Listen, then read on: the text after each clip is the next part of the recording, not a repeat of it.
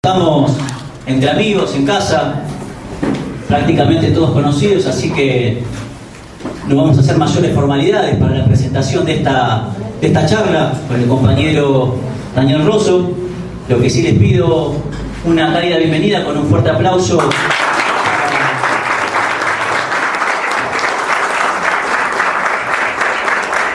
En nombre de todos los compañeros del Partido Justicialista y de Unidad Ciudadana, un fuerte agradecimiento, Daniel, por tomarte la molestia y el tiempo de venir a hacer esta tarea militante que es la de charlar, dialogar, intercambiar con los compañeros y las compañeras. Para nosotros es muy importante. Es muy importante además el tema que se va a tratar en esta charla.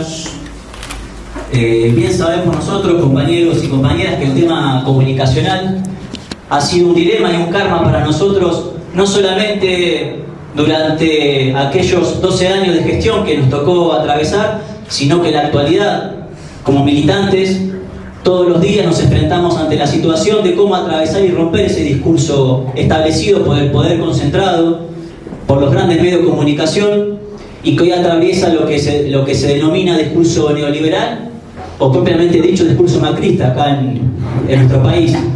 Y más precisamente hoy justo se dio una situación particular que me hizo reflexionar acerca de esta charla, de este encuentro y la importancia de lo que estamos acá hoy debatiendo.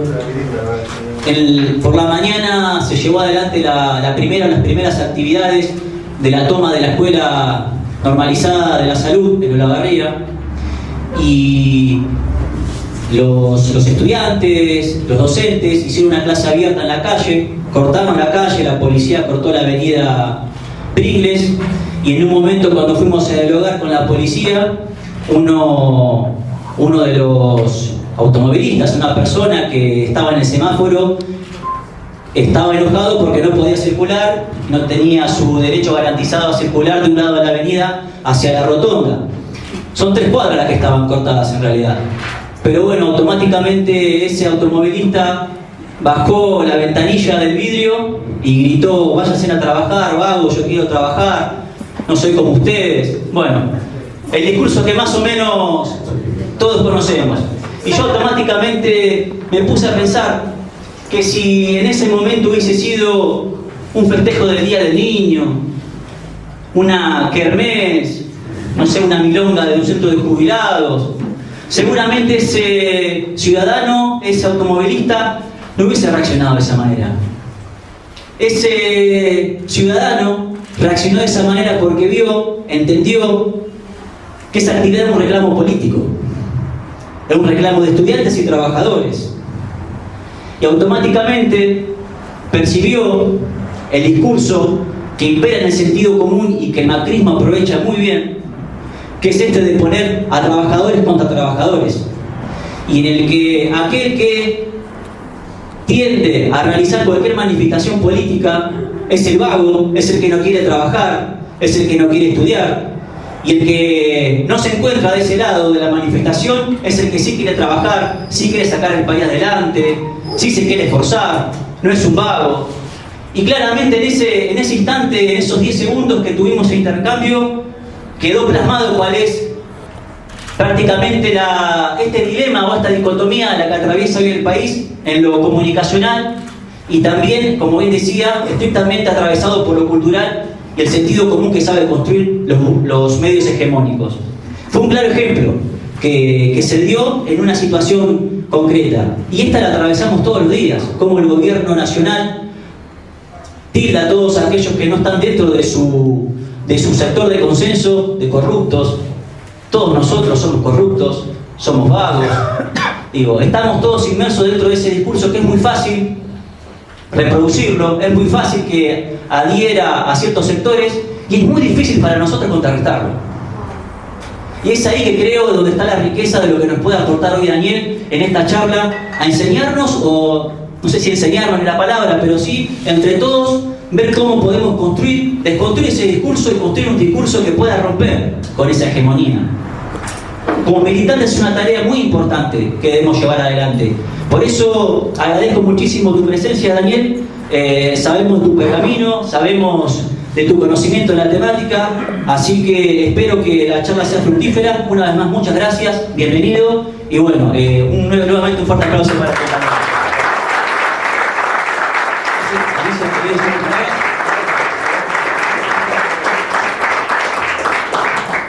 Bueno, brevemente dar las gracias por la presencia de todos ustedes. Es verdad, estamos en casa, estamos entre amigos, entre militantes, y reforzar bueno, el agradecimiento y la bienvenida al compañero por este rato que nos va a brindar de reflexión. Y no, sencillamente como docente universitaria, ¿qué más quisiéramos que estar trabajando, no? Realmente nos duele mucho no poder trabajar, y resaltar esto de que docente luchando también está enseñando. Así que bueno, felicitar y acompañar toda la solidaridad con la gente de la Escuela de Salud, y también hace pocas horas se ha tomado el campus universitario de la Facultad de Ciencias Sociales, así que bueno, allí estaremos acompañando el fin de semana. Y también miraba por televisión antes de venir de que los han llamado, debido a los grandes movimientos de los universitarios, a una convocatoria salarial donde se les ofrece el 24%. Como una cosa así extraordinaria contra una inflación del 40% por ahora.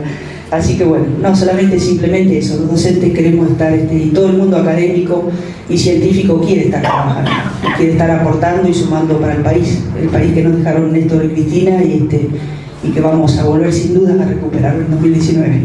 Nada más.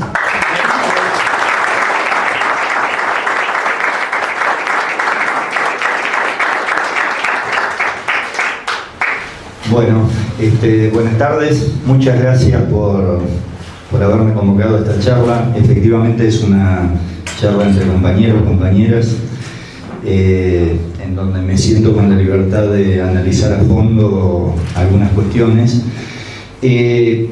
Lo primero que voy a intentar es describir la construcción que hace el macrismo del escenario comunicacional hoy.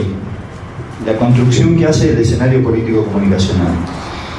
En algunos casos voy a citar cuestiones textuales de los diarios porque le da más rigor a algunas de las cosas que voy a plantear.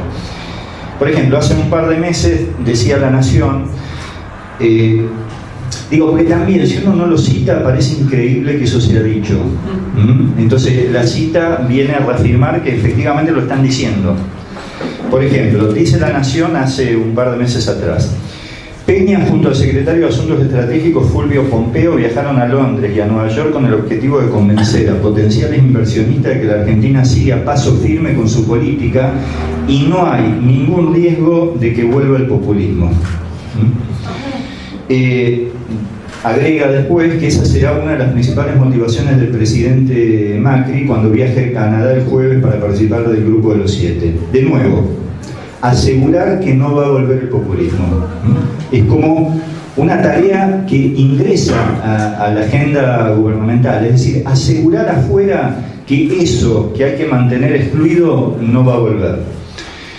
Es decir, lo que Cambiemos promete en el exterior no solo es que aplicará las políticas anunciadas por el Fondo Monetario, sino que ellas tendrán continuidad más allá de su propio gobierno. Es decir, está garantizando la aplicación de sus políticas, pero además la duración de estas en el tiempo. Por supuesto, para ello debe construir un escenario político-comunicacional con dos proyectos en el centro político, con matices entre sí, pero que en los grandes rasgos consensúen políticas estructurales, que son las acordadas con el Fondo Monetario, para que éstas atraviesen los próximos escenarios electorales.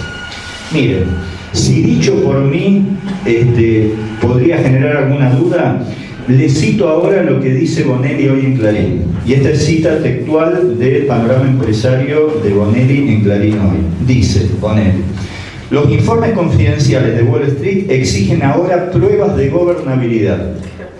Los banqueros tienen dudas por dos cosas: ¿cómo hará Argentina para cumplir sus pagos en 2020?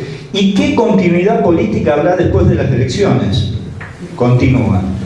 En concreto, quieren ver un acuerdo de Macri con el peronismo racional. en Washington dice que esa es la condición para que el Fondo Monetario amplíe el monto del préstamo de 50.000 millones de dólares. ¿Vieron? Si lo dice uno, pero esto lo está diciendo hoy Bonelli en términos de esto, que necesitan construir un escenario político-comunicacional con básicamente un esquema como este, un centro político en donde esté el macrismo y el peronismo racional, y que haya ahí como una especie de discusión de superficie sobre matices, pero que acuerden esos dos sectores políticos una política estructural, de tal modo que gane quien gane en la próxima elección, esa política tenga continuidad. Bueno, para que eso pase, la garantía que tiene que dar ese bloque político en el centro del espectro debe garantizar que efectivamente el populismo será erradicado, suprimido o marginado, porque si vuelve eso que no quieren que vuelva, esa continuidad política efectivamente queda cortada. Entonces, lo que tratan es rearmar el sistema político excluyendo o marginando a la totalidad de una cultura política. Todos nosotros, digamos. Y para ello despliegan una acción sostenida en los medios hegemónicos, como cualquiera de ustedes podrá ver. Es decir, que la confiabilidad de la Argentina en el mundo solo es posible excluyendo a esa cultura política. Y hay que excluirla, hay que marginarla. El presidente lo dice todo el tiempo. Cuando él dice que hay que terminar con una cultura política que hace 70 años reina en la Argentina, bueno, resten 2018 menos 70 da 1948, o sea, no tienen mucho. De nuevo, lo dice Bonelli, lo dice Macri, o sea, estamos hablando de cosas que dicen ellos, que simplemente hay que enhebrar mínimamente para que quede claro cuál es la estrategia ahí. Es decir, ahí hay dos movimientos simultáneos. Acuerdo con disidencias en el centro político, por un lado, marginación o erradicación de la cultura populista por el otro. Esa es como la estrategia que está en todos los medios hegemónicos de comunicación. Por supuesto, es un centro político que tiene un acuerdo fuerte, que es estigmatizar y marginar a esa cultura, y para eso todas las operaciones que vemos todos los días en los medios, de modo más o menos sistemático. Ahora, no se trata solo de argumentar contra el populismo, se trata en simultáneo de construir como una especie de barrera muy sólida, emocional, de tal modo que la exclusión de esa cultura funcione como una expulsión emocional. ¿Vieron cuando uno quiere hablar con ese otro y apenas se percibe que uno es kirchnerista o peronista, se cae el diálogo? ¿Se cae? Bueno, cuando pasa eso es porque está funcionando esta barrera emocional. O sea, no solo es un tema de separar esa cultura política que necesitan que esté fuera, porque si no rompe el esquema de continuidad entre sectores políticos de esa política, sino que además de excluirla argumentalmente, la excluyen emocionalmente. Lo que hay en el otro es, lo que nos separa del otro es una barrera emocional, por lo cual obviamente hay un gran doble discurso, porque por un lado cuestionan la grieta y por el otro lado ellos la construyen emocionalmente, ¿no? Bueno, por supuesto los grandes medios hegemónicos son los que administran esa barrera. Tienen la tarea de mantener separada detrás de esa frontera simbólico-emocional a esa cultura política que hay que erradicar. Por supuesto que para ir ahora a un lugar más de descripción práctica del discurso, ¿qué se observó en la última semana en los medios? Bueno, por un lado, la reunión masiva del gobierno, básicamente de Frigerio, con los 24 ministros de Economía de todos los distritos del país, y bueno, y el martes, la reunión de Macri con todos los gobernadores. A esto se le suma el pedido de audiencia masiva de los intendentes frente a la Casa de Gobierno. ¿Qué ¿qué es lo que de algún modo describen o construyen los medios hegemónicos con eso? Bueno, instalan a un gobierno movilizando la mayor parte del sistema político institucional alrededor de la política del ajuste. Por supuesto, muchos de ellos se juntan para oponerse, sobre todo los intendentes. Bueno, pero no importa, queda ahí construido un escenario que el único discurso que hay es el discurso del ajuste, y son todos convocados para ver cómo se trabaja con ese único discurso que queda instalado. Los que se juntan efectivamente pueden estar a favor o en contra de ese discurso, pero lo instalan como único. O sea, los que están en contra también quedan en referencia a ese discurso, porque lo que no se consigue por ahora, por un montón de factores, construir efectivamente un discurso alternativo, ordenado y sistemático, digamos. Entonces, la primera cosa que construyen es que los que estamos en contra del ajuste también terminamos metidos en el discurso del ajuste. Estando en contra, pero no importa. Quedás como en una cosa reactiva, en donde queda un discurso que es el del ajuste, los que están a favor, los que están en contra más o menos y que intentan ahí acordar algunos puntos, y los que están definitivamente en contra, pero que no constituyen otro discurso.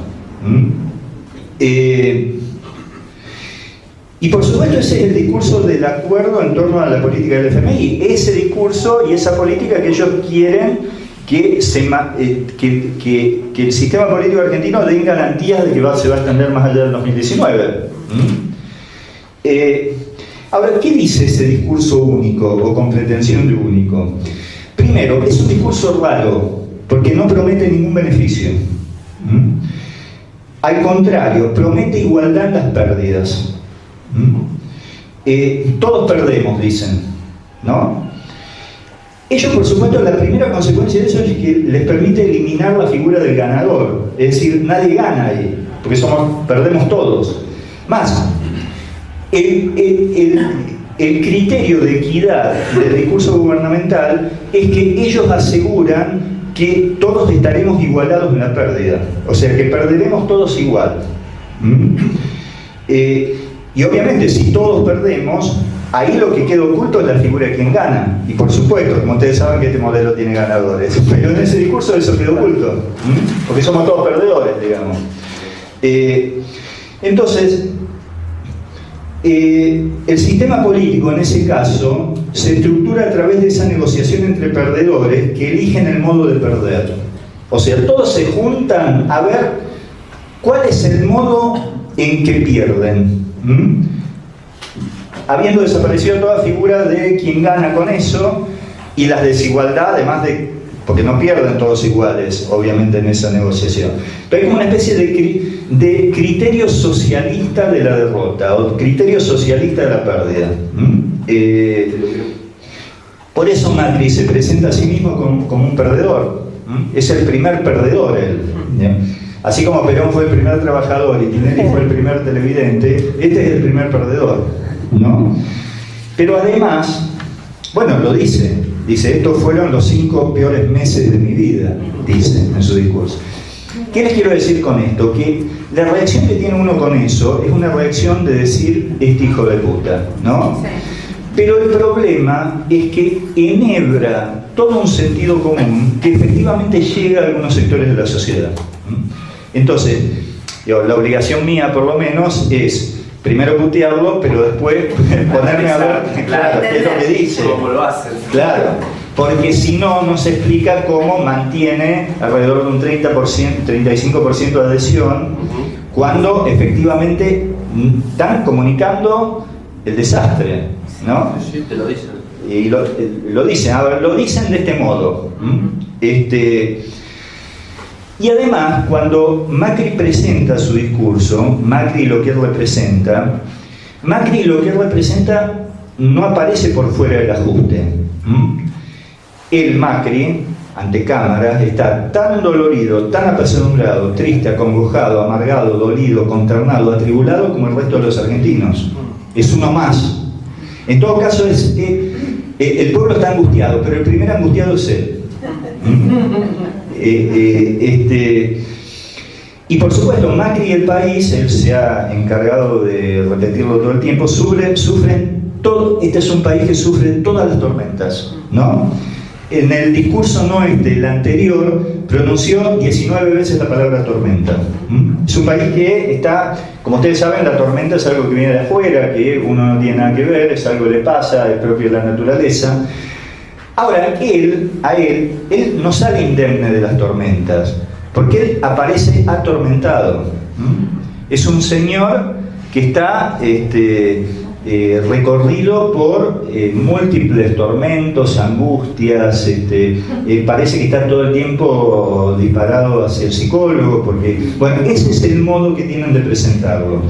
Y por supuesto, esa angustia comienza en él y se derrama hacia todos los argentinos, y por eso hay en el macrismo una especie de teoría del derrame del dolor, ¿no? El país de Macri es un país dolorizado, no solo dolarizado. No solo dolarizado. Es un país dolorizado, está atravesado por el dolor. Pero el único modo de que deje de doler es implementando la política única del ajuste. Para eliminar el dolor hay que atravesar el dolor. Es con el dolor que el dolor se va. Eso es un poco el juego. Bueno, porque además todos los anteriores fuimos todos unos cabezas de tacho que hicimos una situación que, bueno, ahora solo se sale con dolor, ¿qué va a hacer? ¿No? La fiesta anterior. Bueno, y acá de nuevo, para que el dolor se vaya, hay que extraer ese populismo que desde hace 70 años acostumbró a los argentinos a pedir de más. Es decir, se acostumbraron al flan, ¿no? Es decir, se acostumbraron a la demanda excesiva, a vivir por encima de sus posibilidades. Ustedes saben, en la reconversión lingüística del neoliberalismo, derechos siempre se traduce como excesos. Ahí donde nosotros decimos derechos, ellos dicen excesos, ¿no? Entonces, las huellas del populismo y del keynesianismo en los argentinos son esas demandas excesivas. O sea, es una sociedad marcada por una cultura política que es la que hay que extraer, que pone a todos a los argentinos en una situación de demanda que no es sostenible. No. Por eso es natural entonces que el oficialismo intenta construir ese pacto antipopulista para avanzar en la reducción de los derechos. O sea, esos dos ofertas políticas en el centro, ¿sí?, dándole continuidad a las políticas del fondo, no es otra cosa que un pacto antipopulista para reducir derechos. Por supuesto que es complejo eso también, porque ellos son expresión del gran capital concentrado. Ahora, los otros que tienen que pactar, saben que si pactan, también tienen problemas con ese pacto. Entonces, no es que eso es algo natural. ¿Dónde está Massa? ¿No? La intermitencia de Massa es el problema en el que está también, me parece. Porque efectivamente si acuerdan con los factores internacionales, solo leyendo Bonelli, ellos lo saben igual que nosotros, tienen el problema que efectivamente van hacia un proceso de pacto para reducir derechos. Y bueno, eso en la historia argentina ya se sabe cómo termina. En esta lógica, Macri también se presenta a sí mismo como alguien que no tiene poder. Lo dice él, dice en el discurso de ¿quién puede pensar que yo no quiero darle aumento a los profesores universitarios? ¿Cómo no voy a querer darle presupuesto a la ciencia y tecnología, que es el futuro de este país? Lo repitió varias veces. Porque Macri se presenta como alguien que no puede, no como alguien que no quiere. Él quiere darle aumento a los profesores universitarios, lo que pasa es que no puede. Hay un discurso único que lo restringe. Ahora, él tiene una diferencia con respecto a todos los que no pueden. Él sabe lo que hay que hacer ahora para poder después. No puede ahora, pero sabe lo que hay que hacer para poder en el futuro. Por supuesto, en ese proceso intenta generar la disyuntiva entre los que buscan la unidad para el ajuste versus los que buscan el caos. En el discurso actual de Cambiemos, sobre todo los últimos dos o tres días, en voz de la ministra de Seguridad, el kirchnerismo no aparece como el impulsor de otra política, sino como el sujeto que moviliza sectores sociales perjudicados por el ajuste para desestabilizar el gobierno, que es otro modo de despolitizarlo, ¿no? El kirchnerismo es nuevamente colocado por fuera y en contra de la democracia. Ellos intentan hacer coincidir democracia y discurso neoliberal, pero para ello, de nuevo, hay que eliminar esa cultura política que insiste en representar demandas excesivas que inviabilizan a la Argentina. La democracia posible y deseable, la democracia del macrismo, es por supuesto la que suprime derechos. Por lo cual es una democracia en donde el pueblo elige perder. Y eso, en el fondo, es lo que intenta comunicar el macrismo todo el tiempo con todas estas tácticas. La necesidad de que aceptemos perder. Porque si ganamos, nosotros como sector pierde el país. Acá hay que hacer un pacto en donde aceptemos que hay que perder. Porque ese perder es un estado transitorio para una situación posterior en donde todos vamos a ganar. Porque es una idea pospolítica. Se resume con el estamos mal pero vamos bien. Más o menos, es una recreación. Yo creo que esto es más sofisticado, porque es como un discurso que vos lo ves consistente en todos los lugares. O sea, en lugar de haber dos proyectos en pugna con opiniones distintas de cómo organizar la economía y la sociedad, acá hay un proyecto único y una cultura política que hay que erradicar, sacar, eliminar. O como dijo él, meterlos en un cohete y mandarlos a la luna. Hay que sacarlo. Porque ese otro no tiene para ellos estatus democrático. Porque lo que tiene estatus democrático es los que pactan para ver cómo se reducen derechos. Porque esta sociedad solo tiene futuro si hay un pacto para reducir derechos. No tiene futuro con el populismo. Porque el populismo incentiva derechos. Entonces hay que acordar. Bueno, esto que les estoy planteando aquí tiene que ver con que no se puede hacer comunicación si uno no tiene una lectura de escenario. No, porque si no uno sale a decir Macri andate y no está respondiendo al posicionamiento que él está armando. Porque no es que, no es que ellos han renunciado a una estrategia política comunicacional. La tienen difícil, porque comunicarle a toda sociedad que hay que pactar para perder es muy difícil. Ahora ellos tienen una estrategia. Y en general, el éxito que ellos tienen, que nos ponen a todos, ¿no?, a nosotros, a discutir una cosa distinta de lo que ellos están diciendo. Y eso es un problema, porque entonces le dejamos el terreno liberado para que sigan dándole un relato ficcional a los sectores, a algunos sectores de la sociedad, que lamentablemente tampoco son, iba a decir sectores medios, no son solo sectores medios. Hay un sector de la sociedad a la cual ese discurso alimenta. Entonces, el problema que tenemos nosotros, si no entendemos lo que están diciendo, es que no les estamos respondiendo. ¿Por qué? Bueno, no vamos a llegar ahora aquí a la respuesta que habría que tener, porque además eso es producto de la discusión política, no del Consejo Comunicacional. Pero uno podría decir, si ellos están tan jugados a construir un discurso único, ¿no?, si están tan jugados a darnos carácter antidemocrático a todo lo que sea la cultura populista y sacar la cultura populista. Bueno, primero, en términos discursivos, no habría que fortalecerle lo que ellos mismos dicen. Y si dicen que somos un residuo no democrático y que hay que sacar de la escena de la democracia, seguramente una de las recomendaciones ahí es que no tengamos un discurso de juntar firmas para destituirlo o ese tipo de cosas, porque reafirma lo que ellos están diciendo, no porque uno no quiera sacarlo, sino porque refuerza la estrategia discursiva de ellos. Si ellos nos quieren sacar de la democracia, nosotros tenemos que tener un discurso más democrático que el de ellos. No un discurso que fortalezca lo que ellos están diciendo. Pues te dicen, esto es un residuo que hay que sacar de la democracia y mandarlo a la luna, entonces nosotros bueno, entonces montamos firma para destituirlo. Y bueno, está de algún modo lo está reafirmando. Que lo arman al revés. ¿Cómo? No, eso, ese análisis que lo arman al revés, digo, te inventan todo lo que vos sos para justificar de alguna manera lo que son ellos. Exactamente.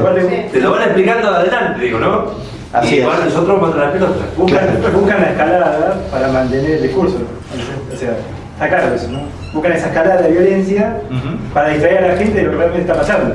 Sí, bueno, eso también ha sido... Con el tema de la corrupción también sí. tiene ese discurso tan perverso, porque no hay nadie más corrupto que ellos. Por supuesto. Y los chorros somos nosotros. Así es. Es muy loco. Bueno, totalmente. Para justificarse. Totalmente. Igualmente ese discurso de No importa.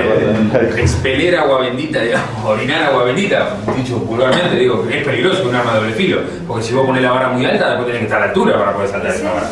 Bueno, ellos, todo el discurso de la anticorrupción, básicamente lo exportaron de otras fuerzas políticas, porque ellos no tenían la biografía en la cual sostenerlo. Entonces, por eso tuvo tanta importancia histórica Carrió en ellos, porque fue, ellos importaron efectivamente el discurso republicano, el discurso anticorrupción, de afuera de ellos mismos, porque ¿quién podía creer ese discurso en boca de Macri? Entonces lo trajeron de afuera y dijeron, a ver, salgamos al mercado, a ver, ¿quién tiene discurso anticorrupción? Ah, mira, está esta, listo, la agarraron, le ofrecieron algo, la metieron adentro y construyeron una especie de vanguardia de discurso republicano, que no lo pueden sostener ellos, pero sí se lo sostienen esos actores satelitales. Bueno, cuando viene la crisis y Carrió no puede tener más la centralidad con el discurso anticorrupción, Carrió descarría y enloquece. Y entonces imagina que Macri es Allende y que va a resistir con El que ahora está con los pies para adelante. Claro. Pero le pasa eso porque efectivamente se quedó sin función discursiva. En el marco de esta crisis, ¿qué importa? Digo, todos los medios tuvieron que poner todo el tema de los cuadernos en los márgenes. Entonces, Carrió, que fue la que llevó el discurso anticorrupción a una fuerza que no lo podía sostener por ella misma, o sea, si hay algo incompatible es el discurso anticorrupción y la biografía de Macri. Totalmente, y de todo su primera línea. Ahora, tienen la viveza de armar un dispositivo comunicacional en donde sitúan ese discurso en otros. Como saben que ellos no lo pueden sostener, y por eso Carrió fue tan importante. Porque fue Ocaña, la provincia. Ocaña lo mismo.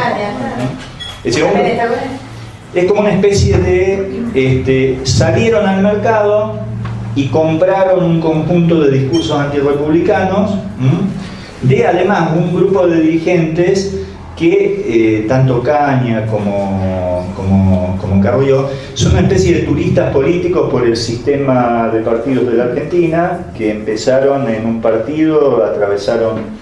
Carrió hasta tuvo como ministra nuestra,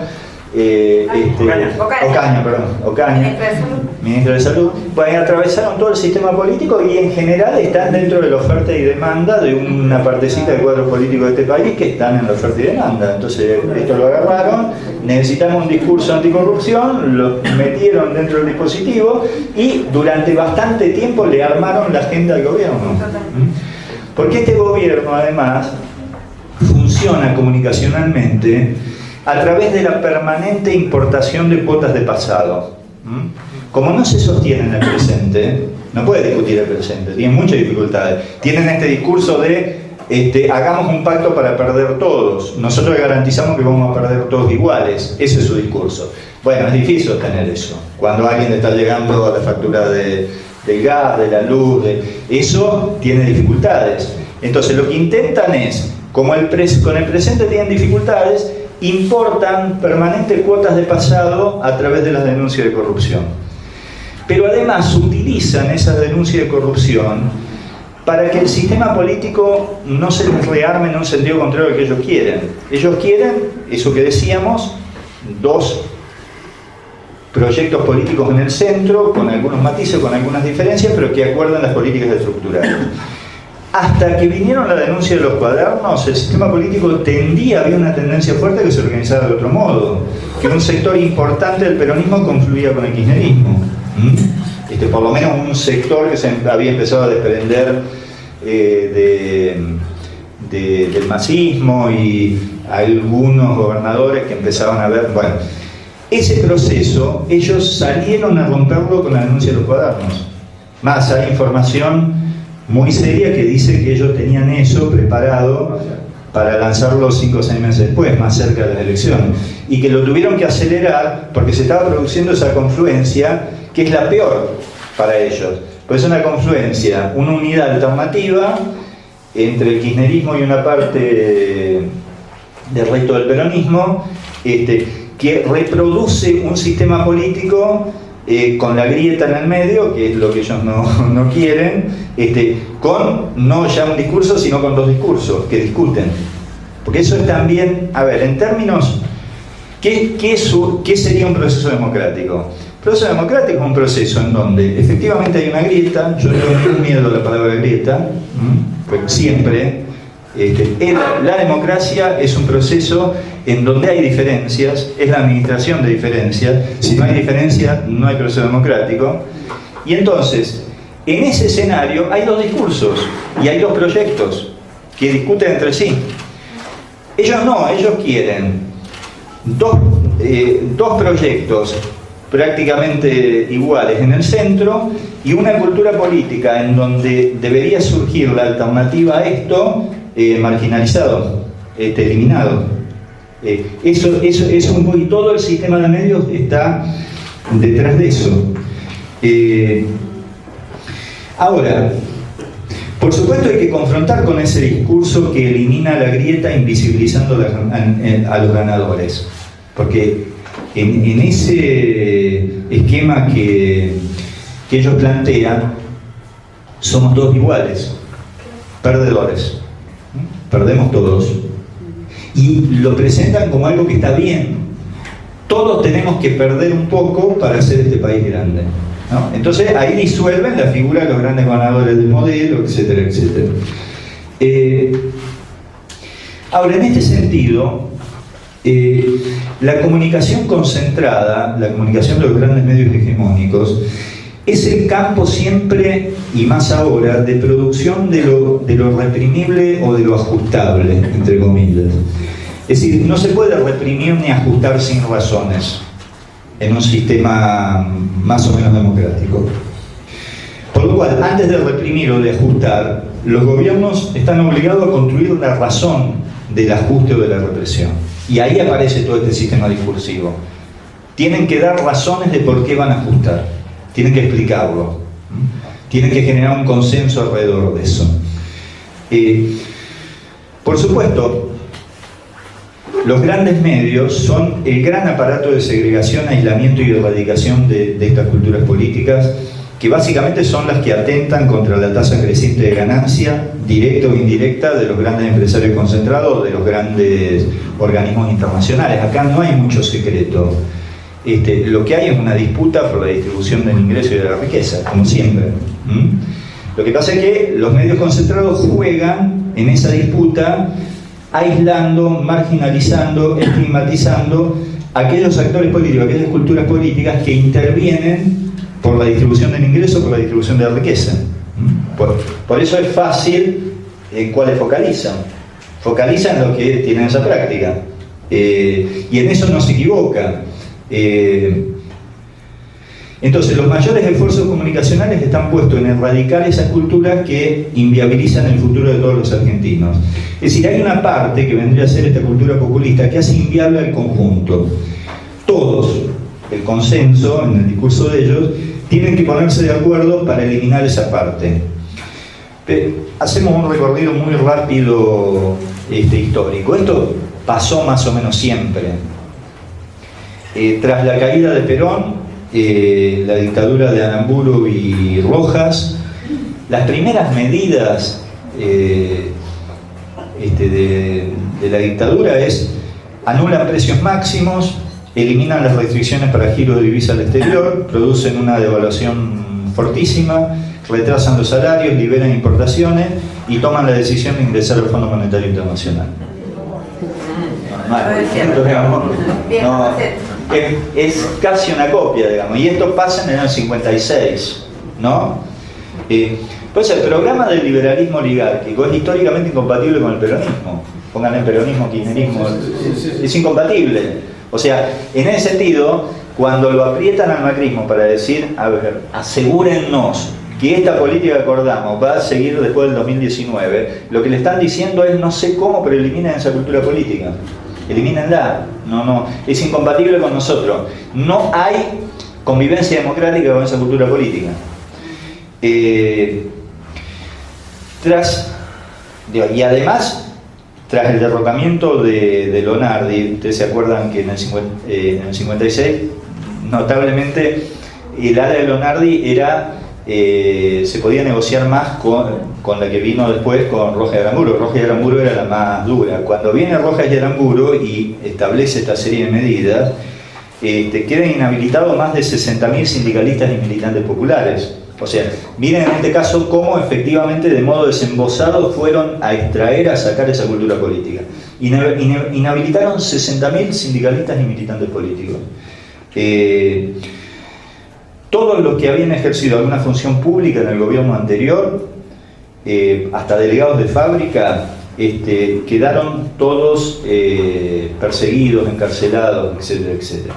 Inclusive el decreto 4161 hasta prohíbe, como ustedes saben, la pronunciación pública del nombre Perón. O sea, miren, porque esto es un caso concreto, 56 de hay que eliminar esa cultura política, no se puede convivir con eso. Por eso fue tan importante la resistencia, ¿no? Porque fue el proceso de autoafirmación de esa cultura política que intentaba ser eliminada. Intentaban eliminarla, pero eso se configuró como una resistencia, es decir, me reafirmo en mi propia cultura. Porque el liberalismo oligárquico ahí no solo la había expulsado del Estado, sino que además pretendía extraerla y eliminarla de la sociedad. O sea, no solo sacarla del Estado, sino también sacarla de la sociedad. No pudieron, ¿no? No pudieron. Pero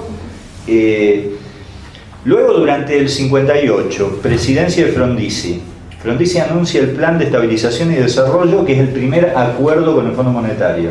Pues ingresa en 56, primer acuerdo con el Fondo Monetario de guita concreta, es en el 58. ¿Qué acuerdan? 15% de reducción de las agentes del Estado, 200.000 empleados menos. Paralización de todas las obras públicas. Aumento de las tarifas públicas y privatizaciones de empresas. De nuevo, ¿no? 56, 58, más o menos lo mismo. Bueno, finalmente Frondizi nombra como ministro de Economía y de Trabajo a Álvaro Alzogaray, y ahí van más a fondo todavía, anuncian libertad de precios, congelación de salario por 2 años, nueva reducción de los empleos estatales, más o menos lo mismo. Bueno, ahora, como ustedes recordarán, en la agonía del gobierno de Frondizi, el régimen abre un poquito el espacio y gana una fórmula peronista de Flamini, que había sido secretario general de la CGT, y otro militante que se llamaba Anglade, y ganan las elecciones en la provincia de Buenos Aires por 1.100.000 votos, ganan bien las elecciones en la provincia de Buenos Aires. Bien, al día siguiente que ganan, no los dejan, anuncian que no los dejan asumir. De nuevo, ¿qué hacer con esa cultura política? Si la tienen afuera, inestabiliza. Si le abren un resquicio, ingresa. Si está dentro, inestabiliza. Hay que ver qué se hace con esa cultura política. Es como bien dijo John William Cook, el hecho maldito del país burgués. Es eso que está molestando ahí, eso que molesta, ¿no?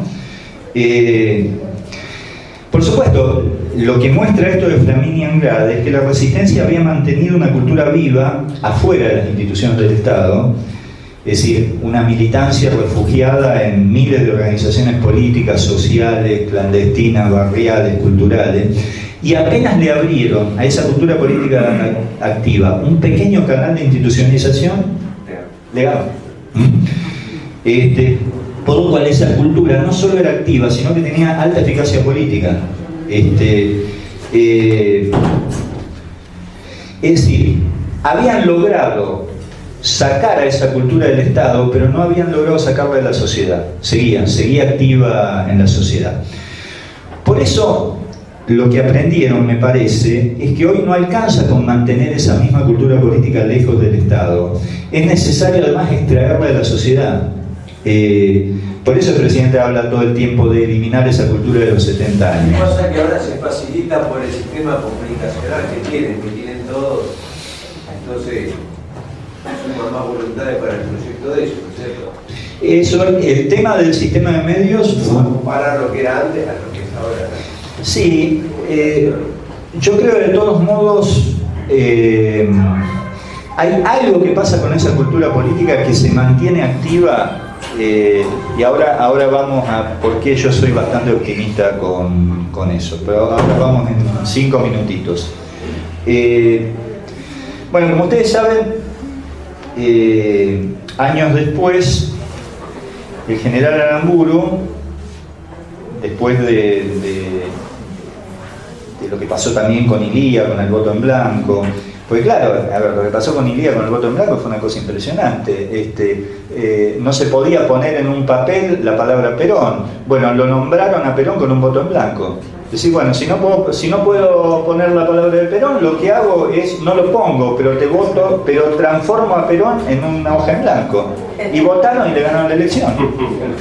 ¿Ustedes entienden la cosa para los tipos que sienten que son los dueños de todo, que tienen algo que no pueden manejar, que es algo endemoniado, ¿no? Que está endemoniado, que es algo que... Claro, y ustedes dicen, ¿qué hacemos con esto? Y además, para colmo, el fondo le dice, escúchenme, a ver, esto cierra si ustedes resuelven eso. Claro, ustedes tienen que resolver eso. Acá hay algo que lo mantenemos afuera y inestabiliza, lo metemos adentro, inestabiliza, le prohibimos el voto, votan en blanco y ganan. ¿Qué hacemos con eso? Ahora, arréglense ustedes son argentinos, arréglenlo. Nos intentaron matar y no pudieron. Claro, bueno, esa es la otra cosa, ¿no? El experimento del 55 al 69 demostraba que no se podía gobernar con el peronismo excluido y por fuera del sistema institucional porque desde ese exterior presionaba sobre las paredes institucionales y lo inestabilizaba permanentemente, o sea, no se lo podía excluir sin consecuencias. A donde fuera desplazado el peronismo se llevaba consigo la legitimidad política del sistema. Entonces lo excluían, pero se llevaba la legitimidad política, por lo cual quedaba vaciado. Entonces, Frondizi ganaba y duraba 2 años, Ilía ganaba con el 22% de los votos, y lo que le pasó a Ilía es poco conocido, pero a ver, Ilía le vaciaron absolutamente su legitimidad, le largaban tortugas en la Plaza de Mayo y decían que el tipo era una tortuga. Bueno, a tal punto que el día de su destitución aparece un general que se llamaba Julio Alzogaray y le dice, presidente, usted está destituido. Bueno, viste, como todo, iba a decir como todo radical, perdón. Sí. No, que hay compañeros. Me escucha Gustavo López. Después te vas, yo me quedo, te aviso. Perdón.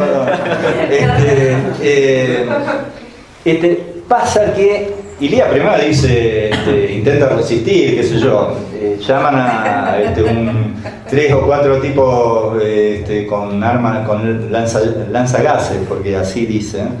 El tipo en 2 minutos dice más, sí, listo, ya está, acepto la destitución. Entonces Ilía sale de la Casa de Gobierno con 3 secretarios o dirigentes del partido, se toma un taxi en Plaza de Mayo y se va en taxi a su casa. Así cae Ilía. Ustedes fíjense el grado de falta de legitimidad que tenía ese sistema político. Estaba vaciado. ¿Por qué? Porque al peronismo lo sacaban, pero cuando lo sacaban al peronismo se llevaba la legitimidad política con él. Y entonces esos sistemas quedaban vaciados. Entonces, Lo que decía Aramburu, después que Aramburu sale de escena por lo que todos sabemos, Lanús se toma ese plan, que es incluirlo al peronismo dentro del sistema, porque estaba fuera del legitimar el sistema. Entonces, bueno, para legitimar el sistema político hay que meter el peronismo adentro. Muy bien. Intenta meterlo adentro con una táctica para neutralizarlo. Muy bien, lo meten adentro. Y entonces, esa es la tragedia del liberalismo conservador en la Argentina. Al peronismo no se lo puede ubicar ni adentro del sistema político ni afuera del sistema político. En los dos lugares inestabiliza. Pero inestabiliza no porque quiere hacerlo, no como dice el macrismo, el peronismo desestabiliza. Inestabiliza porque el proyecto neoliberal solo puede funcionar como proyecto único. Por eso inestabiliza. Y si no funciona como proyecto único, tiene que funcionar con una contraparte que sea lo más parecido posible, que por lo menos acepte los trazos gruesos del proyecto. Entonces, el peronismo inestabiliza por su vocación de representación democrática de los sectores populares en un modelo que solo es estable si esos sectores no son representados y aceptan la pérdida de sus derechos. Entonces, inestabiliza, pero porque expresa socialmente a sectores que ese modelo neoliberal necesita efectivamente ajustar. Y es eso, lo que inestabiliza al modelo neoliberal son los derechos de los argentinos y argentinas. Entonces, actúa como una parte no absorbible por el sistema de poder. Fracasado todos estos intentos de poner el peronismo afuera, ponerlo adentro, abrirle una rendija, intentar meterlo, pero condicionarlo, etcétera, etcétera, cuando fracasó todo, 30.000 desaparecidos. Si no podemos eliminarlo como cultura política, vamos a eliminarlo físicamente. Bueno, pero ¿qué pasó? Tampoco. Tampoco. Pues bien, ahora sí, ¿no? Los eliminamos físicamente. Le secuestramos al chico. Claro. Por eso lo de Macri, cuando dice que nos quiere mandar a todos en un cohete a la luna, no es loco. Porque es parte de esta impotencia histórica. Tipo dice, las hicimos todas. Claro, ¿qué hacemos con estos tipos? Claro, busquemos a ver algún modo de que se vayan a otro lugar y que hagan su patria peronista ¿no? Porque acá, estando acá, inestabilizan. No hacen posible el proyecto neoliberal. Entonces, 30.000 desaparecidos. Pero efectivamente no lo lograron. En pocos años, según la enorme frase para mí de un pensador que se llama Nicolás Casullo, apareció una narración escondida en los mares del sur, como dijo Casullo. Y de nuevo colocó a una generación y a una cultura política en el centro del poder. Y efectivamente desde ese lugar activó toda una serie de demandas y de derechos que ahora estos tipos tienen que volver para atrás. Pero tienen que volver para atrás, y entonces todo este sistema discursivo es un sistema para intentar volver atrás eso que esa cultura política endemoniada vuelve y vuelve y vuelve y vuelve, como una especie de marea que vuelve y vuelve y los enloquece. Los enloquece porque no saben muy bien qué hacer con eso. Ahora, como bien decía el compañero allí, en lugar de actuar con desapariciones, lo que actúan es con un sofisticadísimo modelo de comunicación, con los medios concentrados como nunca estuvieron en la historia argentina, tratando de producir una separación simbólica. ¿Sí? En lugar de eliminación física, lo que intentan es una eliminación simbólica. O sea, lo que hacen es superponer kirchnerismo y corrupción, de tal modo que para eliminar la corrupción hay que eliminar el kirchnerismo. Y es eliminación cultural, eliminación simbólica. Y por eso trabajan con la agenda de la anticorrupción. Y para terminar, 3 cuestiones, por lo que decía aquí el compañero. Sí. Dale.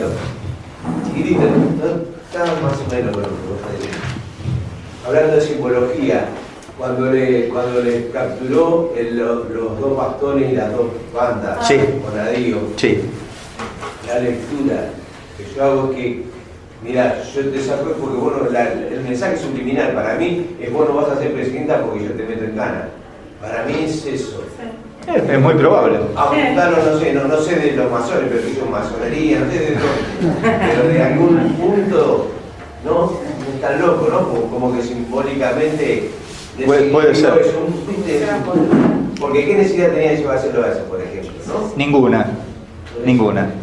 Además después no lo podía sostener, como de hecho no lo pudo sostener. Bueno, pero si no lo hubiese puesto en una vitrina, como diciendo, por supuesto. Pero el montón no lo va a tener. Así es. Sí, pensemos más en una cosa, creo yo, de simbología. Es medio raro lo que voy a decir, pero nosotros hemos estudiado que cuando hay por ahí un conflicto bélico, una guerra, lo que se busca, por ejemplo, cuando fue la Primera Guerra Mundial, es la aniquilación total del enemigo. Sí.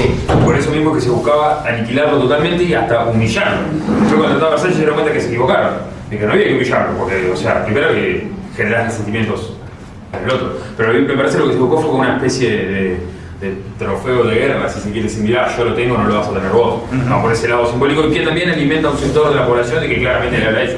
Creo que, como decía usted, hay una suerte de 3/3 en la población. O sea, el sector que no le importa comer pasto y tomar agua de un charco, el sector que estamos nosotros en el medio, que vemos como nuestro sueldo cada vez vale menos, y todo un sector que se dentro de este peronismo perdonable o peronismo racional, no sé cómo se diga, que está medio ahí, que sí que no, que vos que te acompaña, que no te acompaña. El tema, claro, que si te acompaña, vas hasta el cementerio, o sea, no te queda otra. Sí, yo soy de los que creo que pierden, pero hay que ver qué piensan ellos. Claro. Hay que ver qué pasa ahí.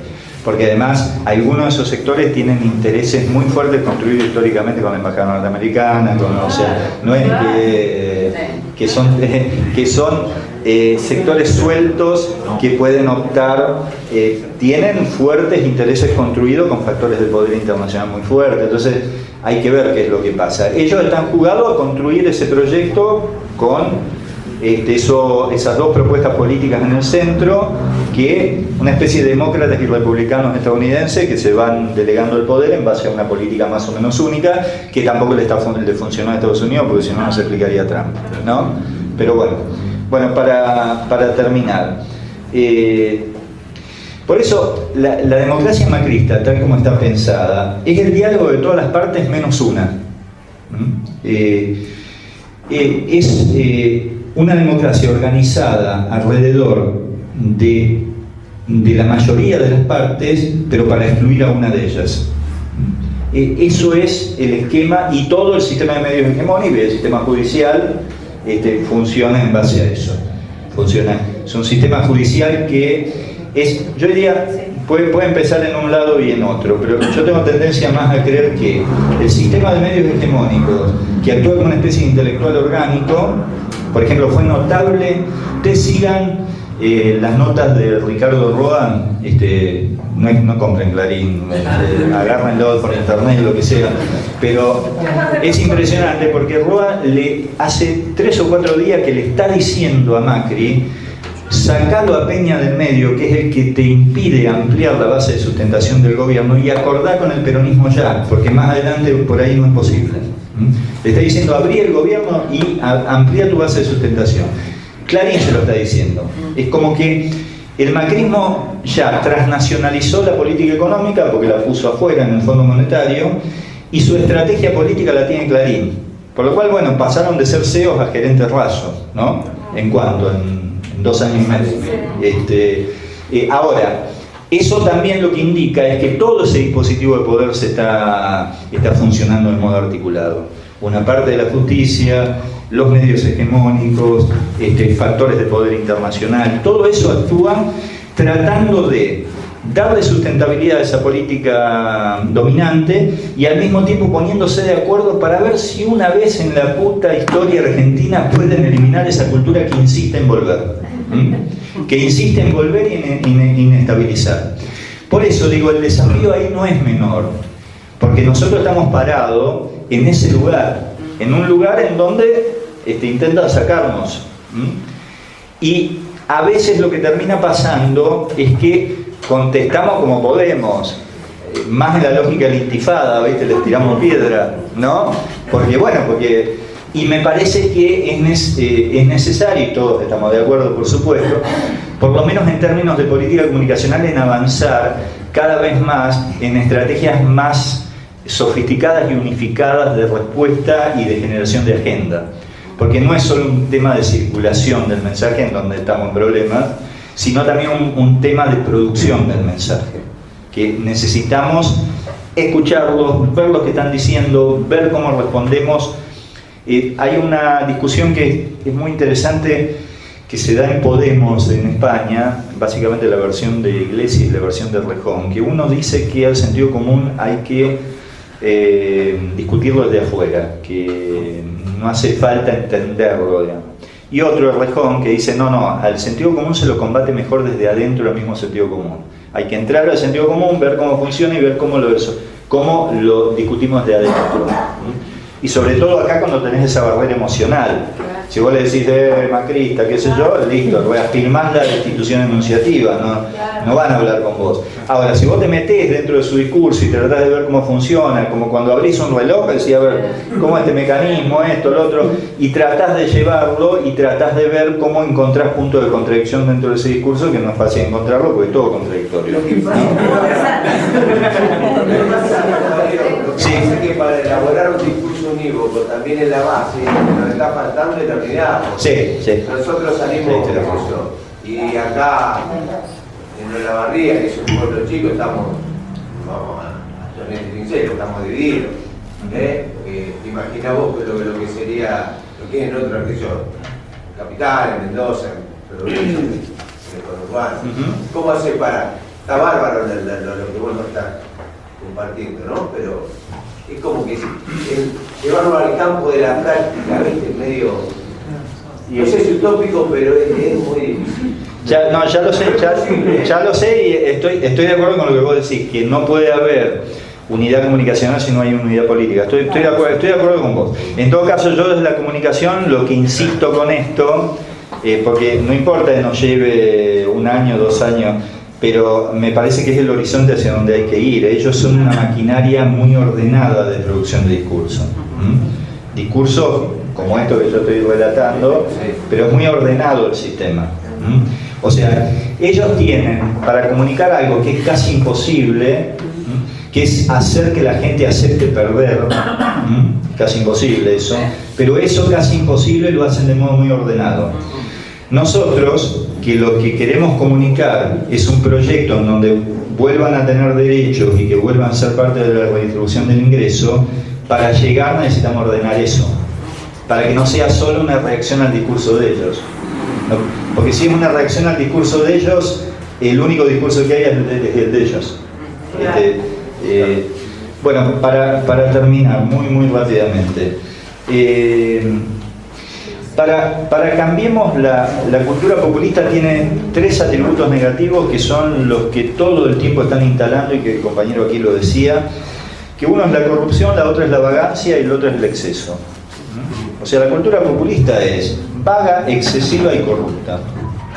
En los 3 casos hay algo que el populista, el kirchnerista, el peronista obtiene, ya sea recursos, beneficios, que no es merecido porque es producto de la desigualdad de oportunidades. Es decir, eso que obtiene ese peronista, ese kirchnerista, no es a través del trabajo y del esfuerzo, sino a través de la vivada, la picardía, lo que le viene de arriba. No es producto de la igualdad de oportunidad, sino de la desigualdad. Consolidan entonces una serie donde el dinero corrupto, o sea, cosas absolutamente diferentes entre sí, toman como una unidad de sentido. O sea, el dinero corrupto, el acceso a planes sociales, el derecho excesivo. El derecho excesivo, por ejemplo, los docentes o los empleados del Estado que no van a trabajar o trabajan poco, instauran una desigualdad social. Son los que obtienen beneficio por fuera del trabajo. Es decir, son desiguales con relación a los que trabajan todo el día, que vendrían a ser ellos. Ahí está todo invertido, ¿no? De paso, instalan el trabajo como único factor de igualdad social y a un tipo específico de trabajo. O sea, el trabajo que iguala a todos es el trabajo sin derechos.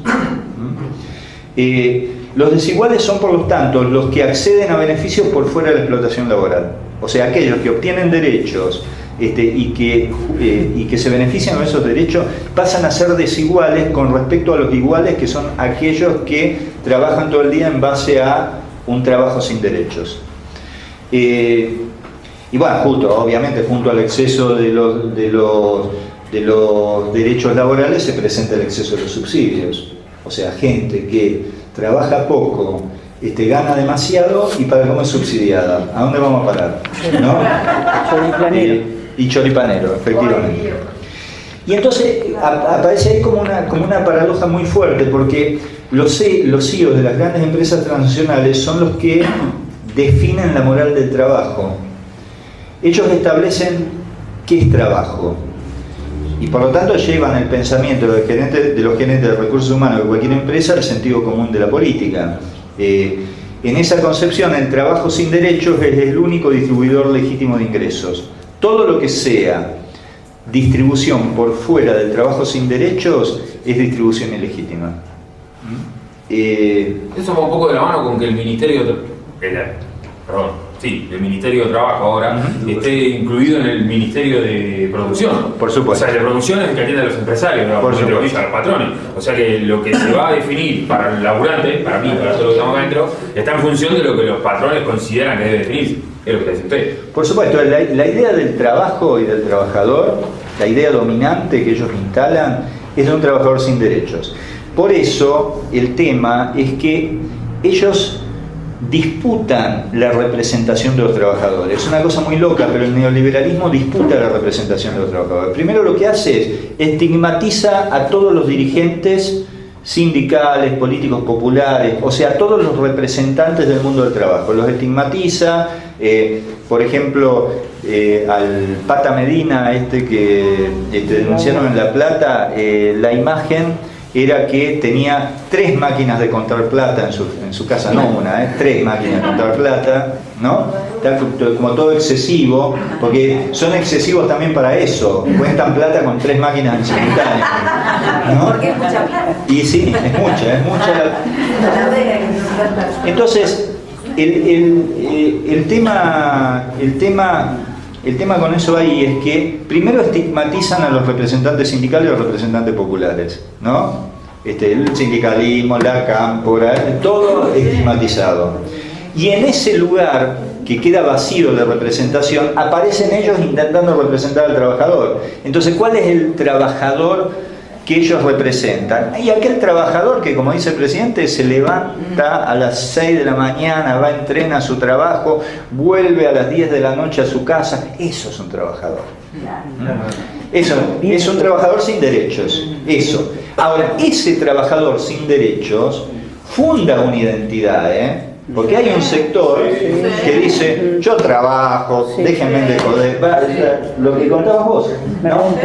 Es esa idea de que ser explotado te da la identidad de trabajador. Perdón. La propaganda la del emprendedor. También. Y fíjate la propaganda de Ford, por ejemplo. Sí, notable. La propaganda de Ford está claro, claramente dice que el que trabaja de sol a sol, que no tiene descanso, él está construyendo. Y nada menos que Ford. Claro. Esa publicidad es... Ahí hace otra cosa eso, no me quiero desviar mucho, pero lo que pasaba, ¿se acuerdan? En los 80, las Fuerzas Armadas habían instaurado la idea que ellos eran el origen de la nación. Sí. Básicamente porque San Martín había fundado la patria, que era un militar, ¿no? Ahora, en esa publicidad y en esa muy claramente, intentan instalar que los fundadores de la patria son los productores agrarios. Son los que trabajan en relación a todo lo que están en las grandes ciudades, que reciben planes con dinero de ellos, que no laburan, que eso. Efectivamente. Bueno, cerramos. Entonces, otra de las cuestiones ahí es que cuando se suprime o se elimina la cultura populista, si eso fuera posible, lo que lograrían es sacar de la escena a ese Estado que produce desigualdad e injusticia entre los que trabajan todo el día y los que obtienen sus esfuerzos trabajando menos. De nuevo, docentes, trabajadores estatales. Entonces, si sacan ese Estado, todos quedan igualados, pero quedan igualados como trabajadores sin derechos. Hay en el macrismo todo el tiempo una teoría de la igualdad. O sea, somos iguales en que perdemos todos de modo igual, somos iguales en tanto trabajadores igualmente sin derechos, bueno, pero por eso, porque existen esas prácticas deslegitimadoras, me parece que no alcanza con que solo, por ejemplo, en los procesos de unidad se junten los dirigentes. Eso, por supuesto, que les voy a decir yo a ustedes, es fundamental que esos procesos de unidad se produzcan. Pero como están estos procesos de estigmatización y de separación emocional entre nosotros y otra parte de la sociedad, no alcanza a conjuntar arriba, hay que ver cómo juntamos abajo. Y para eso hay que trabajar comunicacional y culturalmente. En este sentido, la separación también está en los electorados. Suponte que se generara una cosa mágica, que Massa decidiera cerrar con Cristina. Supongamos que pasara eso. Muy bien, construís una nueva mayoría, etcétera, etcétera. Ahora, no es seguro que el sector que hoy representa Massa venga para acá, porque efectivamente son fruto de esa separación argumental emocional que hace que haya condicionamientos ahí. Por lo cual, me parece que no hay práctica sustentable de la unidad si no se da un proceso de debate cultural profundo con el neoliberalismo y sus principales ejes de estigmatización y separación afectiva. Es decir, la unidad me parece que hay que producirla simultáneamente en la política y en la sociedad. Y ahí podrán tener todos los medios hegemónicos que tienen y los más concentrados en toda la historia argentina. Pero lo que demuestra este pequeño raconto histórico, que podría ser más exhaustivo, a esta cultura populista que hoy quieren erradicar, hace 70 años que la quieren erradicar y no pueden. Intentaron de todos los modos y no pudieron.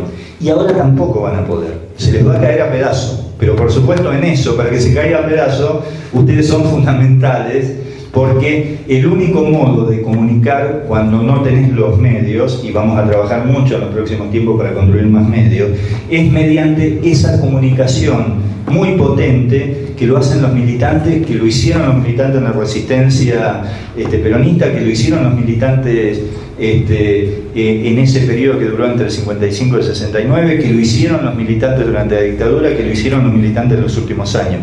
Así que comunicar también es militar todos los días y yo me alegro mucho de haber estado hoy con ustedes.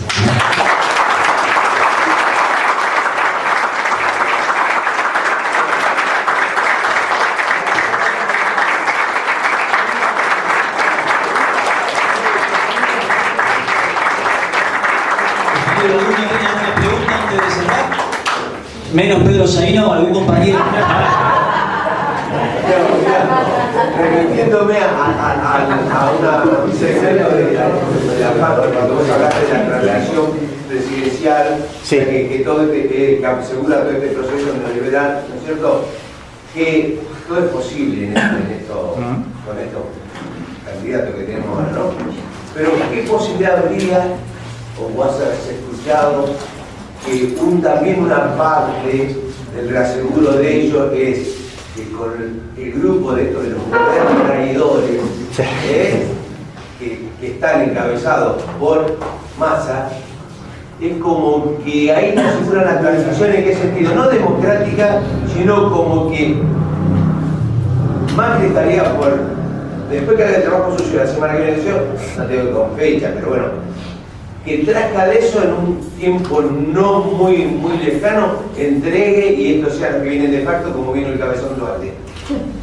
Es una hipótesis que circula mucho eso y puede ser, todo puede ser. Hay en la última revista contraeditorial hay una larga entrevista a Axel Kicillof que a mí me parece que está muy bien, porque lo que se describe ahí son las disputas entre las fracciones del poder económico, porque uno tiende a analizarlo como un bloque, y si bien en lo que tiene que ver con bajar la participación del trabajador en la renta se ponen todos de acuerdo, después tienen diferencias entre ellos en algunos aspectos. No es lo mismo Techín como industrialista que los sectores financieros o algunos sectores de producción nacional que las importaciones los matan, por lo cual eso está como más fraccionado. Y habría que ver cómo se juegan alianzas ahí también, y también uno debería pensar como fuerza política cómo interviene en esos campos, de ese mundo del poder de los empresarios, etcétera, etcétera. Porque eso no es una unidad, eso no está unificado. Y en ese sentido, lo que a mí me parece en principio es que los objetivos globales los han logrado. O sea, en este sentido, algunos analistas pensaban que estábamos en el 2001 y que había una situación de descontrol financiero absoluto, que el gobierno era víctima del proceso de subida del dólar. Lo que quedó claro es que ellos estaban en el comando de eso, porque necesitaban un dólar alto, porque si no hubieran intervenido con la Reserva del Banco Central, tan sencillo como eso. Tienen 55.000 millones de dólares la Reserva del Banco Central. Una corrida como esta la detienen fácil, o sea, lo dejaron correr. ¿Por qué? Porque uno de los objetivos en donde unifican a todas las fracciones del capital es bajando el salario en dólares. Y con esta jodita del último mes, según un estudio de la Universidad de Avellaneda, el salario promedio en dólares de la Argentina pasó del primer lugar al octavo. O sea, el salario en dólares en la Argentina antes de la devaluación era de alrededor de 580 dólares. ¿Regionalmente acá? Sí, regionalmente, y pasó a 250 dólares. Por lo cual mirá si no obtuvieron beneficios con la corrida. Bueno, todo eso supone transferencias de ingresos de manera bestial desde el trabajo hacia el capital. Y ahí se ponen todos de acuerdo. En eso están todos de acuerdo. Pero después tienen contradicciones secundarias entre ellos.